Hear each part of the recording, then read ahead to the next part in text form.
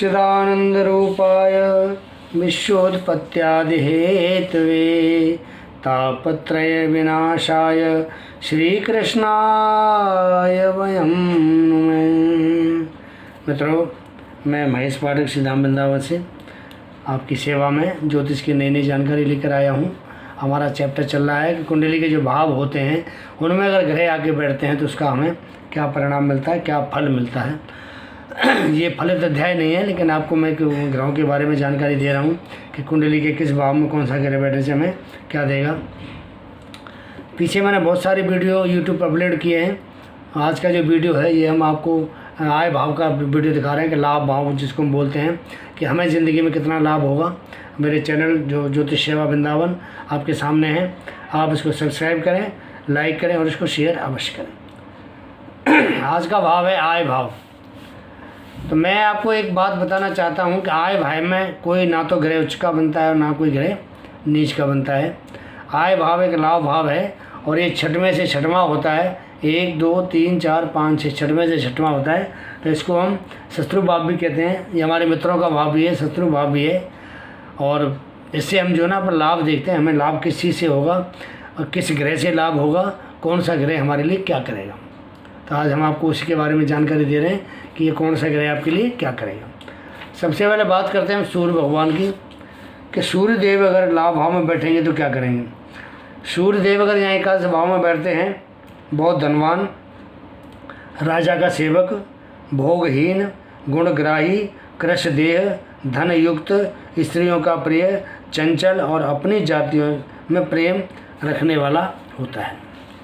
इसके अलावा धन वाला, घमंडी, मित्रों परिजनों को तारेगा और सरकारी अधिकारी बनेगा, डॉक्टर बनेगा। यदि झूठ बोले अथवा शराब का सेवन करे तो स्वास्थ्य बुरा और औलाद भी उसकी बुरी होगी। अब जैसे चंद्रमा को देखते हैं तो चंद्रदेव क्या करेंगे यहाँ बैठ करके एकादश भाव में। धनी होगा, दीर्घायु होगा, अच्छे मित्र होंगे, साहसी दानी होगा, सब इच्छाएं पूर्ण होगी, बड़ों से लाभ ले और देगा, बड़ों से इसको लाभ भी होगा और बड़ों को ये लाभ भी देगा। लड़के के साथ लड़के के लड़का होने में विलम्ब होगा, मतलब उसका जो पौत्र होता है पौत्र होने में उसको दिक्कत होगी, दुर्घटना का डर रहेगा। तो इसकी दादी जो है पोते के लिए तरसती रहेगी, बच्चा बहुत देर से इनको प्राप्त होता है। इसके अलावा अगर एकादश में चंद्रमा होता है तो बहुत धन देता है, वो सुख से युक्त रखता है और स्त्री से युक्त रखता है, नौकरों से ऐसा जातक सुख पाता है। अगर चंद्रमा क्षीण हो या शत्रु या नीच राशि का हो तो सुखहीन और रोग से व्याकुल होता है। ये आपको चंद्रमा के बारे में मैंने बताया कि चंद्रमा अगर बढ़िया है तो क्या करेगा, अगर पाप प्रभाव में नीच है तो नीच प्रभाव में क्या करेगा।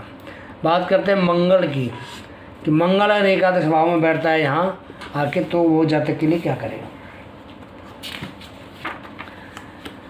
मंगल अगर एकादश भाव में बैठता है तो साहसी, सर्जन, अधिकारी, धनी, भाइयों से कोई लाभ नहीं होता है ऐसे जातक को, अथवा होता है तो बहुत कम होता है। संतान विलंब होता है, परिजनों से इसका बिगाड़ रहता है, यात्रा में दुर्घटना का भय रहता है, शराबी एवं झूठ भी बोलने वाला होता है अगर यहाँ मंगल बैठता है तो।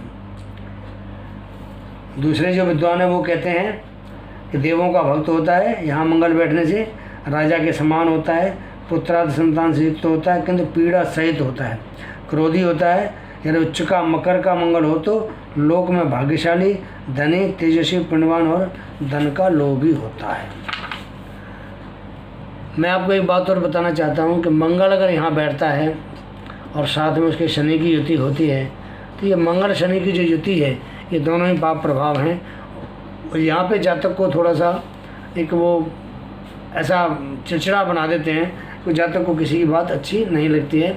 जातक व्यसनी होता है, शराब पी सकता है, बीड़ी, सिगरेट, गुटखा, तम्बाकू का सेवन कर सकता है, तो उसको ये जो लग सकते हैं रोग। अब हम ये देखते हैं कि यहाँ पे अगर बुध बैठेगा एकादश भाव में तो बुध क्या करेगा।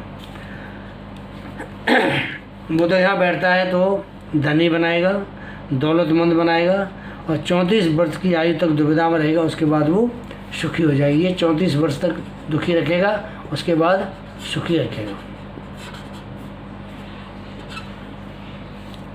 34 के बाद सुखी रखेगा। इच्छाएं पूर्ण करता है, विद्वान होगा, सम्मानित होगा, यात्रा भी करेगा, नेता होगा, अच्छा बोलने वाला होगा, माता पिता का कहा कमाने वाला होगा, जिद करेगा, विद्या पूरी, परंतु शुरुआत में इसको विद्या में भी इसको झटके मिलते हैं। जैसे अगर कोई घर में परेशानी आ गई तो विद्या पूरी इसको मिलती तो है, लेकिन थोड़ा दिक्कत के साथ विद्या मिलती है। शास्त्र का चिंतक होता है, अपने कुल का पोषक होता है, दुर्बल देह होगा, बहुत धन और स्त्रियों से युक्त होता है, सुंदर श्याम वर्ण एवं सुंदर नेत्र वाला होता है। तो बुध भी यहाँ बैठ के अच्छा ही परिणाम करता है। बात करते हैं गुरु की। गुरु इस भाव का खुद का कारक है।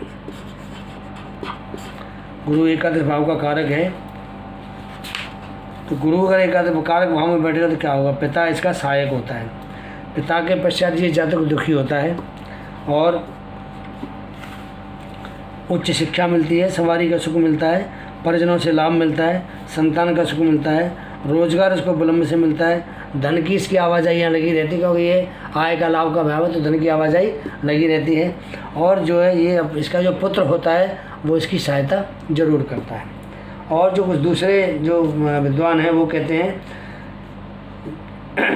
धन में जैसे राजा के बराबर हुए इतना धनी होता है, इतना राजा धनी होता है, जितना राजा के पास धन होता है उतना ही धन इसके पास होता है। अपने कुल का उपकार करने वाला होता है, धर्म में रहने वाला होता है और सब धनों से युक्त होता है। तो कुल मिला के बृहस्पति जो है यहाँ पे बहुत बढ़िया इसके लिए करता है। अब देखते हैं शुक्र यहाँ एकादश भाव में जातक के लिए क्या करेगा। स्वभाव धार्मिक होता है, शुक्र के बैठने से यहाँ विदेश यात्रा करता है, वाहन एवं धन से सुखी करता है, दूसरों की सहायता करने वाला होता है, जौहरी व्यापारी, संतान सुखी मिलती है इसकी, लड़कियां ज़्यादा होती हैं, कन्या चर्म रोग होता है, ऊपर से भला अंदर से पूरा चालाक होता है, गुप्त काम करता है, पत्नी के 3 भाई होते हैं, औरत ही उन्नति दे तथा औरत ही नुकसान करवाती है। अगर यहाँ शुक्र को हम बिठाते हैं यहाँ पे एकादश भाव में तो शुक्र जो है ये करता है। उत्तम गुणों से युक्त होता है, अग्निहोत्री, कामदेव के समान सुंदर, सुखभागी, हास्य प्रिय और दर्शनीय होता है। शुक्र भी यहाँ बढ़िया प्रभाव दिखाता है। बात करते हैं शनिदेव की कि शनिदेव अगर एकादश भाव में होगा तो क्या करेगा। शनि अगर एकादश भाव में होता है तो धनवान बनाएगा, विवेकी बनाएगा, बहुत भोगी, शीत प्रिय, प्रसन्न, सुशील और बाल्यावस्था में ये रोगी बनाता है और बाल्यावस्था के बाद फिर उसको निरोगी रखता है। विद्वान बनाएगा परंतु विद्या में गड़बड़ कराएगा। यदि परिश्रम करे तो कहीं का कहीं पहुंचेगा, शनि यहाँ बैठेगा तो। बुजुर्गों से धन संपत्ति प्राप्त होगी, गृहस्थ सुखी होगा, भाइयों से लाभ होगा, संबंधियों से कम मिलेगा, व्यापार में लाभ होगा। अगर यहाँ बैठ के शनि महाराज यहाँ बैठा है और जातक शराब पीता है तो उसका फल बुरा ही होगा और इसके जो काम हैं वो विलम्ब से पूरे यहाँ पे आय भाव में शनि बैठेगा तो होंगे। बात करते हैं राहु की कि राहु अगर यहाँ बैठेगा तो क्या देगा। राहु यहाँ होता है तो वो जो पुरुष है वो जितेंद्रिय होगा, श्याम वर्ण होगा, सुंदर होगा, रूप बढ़िया सुंदर रूप होगा, वक्ता होगा, जैसे वकील है, कथावाचक है, व्याख्याता है, प्राध्यापक है, प्रदेशवासी होता है, चंचल और निर्लज्ज, शास्त्र तत्व का ज्ञाता होता है। राहु को यहाँ बैठने से इतना बढ़िया होता है राहु यहाँ पे। पिता के लिए बुरा होता है, कामों में इसके कई बार रुकावट आती है, बड़े परिश्रम से इसका काम होता है, धन दौलत के लिए उसको बहुत ज़्यादा मेहनत नहीं करनी पड़ती है, कर्ज इस पर थोड़ा चढ़ता रहता है, बुरे विचार इसके आते रहते हैं मन में और अपने से जो बड़े होते हैं अधिकारी उनके साथ में कौन को इसकी आपस में थोड़ी सी बिगाड़ खाता रहता है। और जो इसकी पहली संतान है वो इसको कन्या के रूप में प्राप्त होती है राहु यहाँ बैठता है तो। बात करें केतु की, अगर केतु यहाँ बैठेगा एकादश भाव में तो केतु क्या करेगा, आलसी बनाएगा, दरिद्री बनाएगा, अच्छी संतान का मालिक बनाएगा, सरकारी अधिकारी संबंध ठीक रहेंगे, अनुचित तरीके से धन कमाएगा और पिता के लिए भी ये थोड़ा अशुभ होता है, पिता के लिए बढ़िया नहीं होता है। कुछ और विद्वानों के मतानुसार अगर यहाँ पे केतु होगा तो वो भाग्यवान बनाता है, विद्वान बनाता है, दर्शनीय बनाता है, स्वरूप अच्छा होगा, सुंदर शरीर होगा, सुबहधारी होगा, तेजस्वी होगा, उसके भय से चतुर और कांपते हैं तथा उसे सब प्रकार से लाभ होता है। अब यहाँ दो विद्वानों की मति है। कुछ विद्वान कहते हैं केतु बैठ के बढ़िया नहीं करता, और कुछ विद्वान कहते हैं कि केतु बैठ के बहुत अच्छा करता है। मेरे कहने का मतलब ये है कि मैंने आपको पहले भी बताया था कि तीसरा भाव, छठवां भाव और 11वां भाव, अगर पाप ग्रह जैसे सूर्य हैं, मंगल है, शनि, राहु या केतु, अगर ये इन भाव में बैठते हैं तो यहाँ बैठ के इनका परिणाम मेरे हिसाब से, मेरे विचार के अनुसार बहुत बढ़िया इनका परिणाम होता है। ये सारे पाप ग्रह यहाँ बैठ के बहुत अच्छा करते हैं। दूसरी बात, ये एक ऐसा भाव है आय का, लाभ का, इसमें से अगर कोई भी ग्रह यहाँ के बैठ जाए उसको लाभ अवश्य देगा। तो कोई न कोई ग्रह किसी त्रिकोण का मालिक होगा, या किसी केंद्र का मालिक होगा, या धनभाव का मालिक होगा। तो ऐसा जो जातक होता है कि कोई भी ग्रह बैठेगा उसको लाभ अवश्य देगा। तो ये लाभ भाव है, ये एकादश भाव आय का भाव है। या आय जरूर होगी, लाभ जरूर होगा।